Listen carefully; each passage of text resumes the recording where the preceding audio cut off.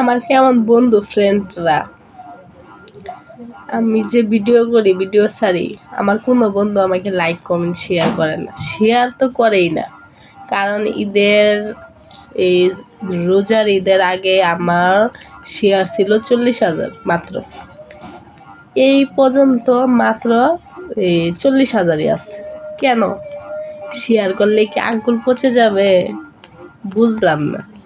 কেমন ভালোবাসেন আপনারা? একটা করে শেয়ারই যদি না করতে পারেন, একজনে যদি একটা শেয়ার করে তাহলে বুঝি যে একবার শেয়ার করলে এই ভিডিওটা আবার ওর কাছে যায়, পরবর্তীতে দেখে।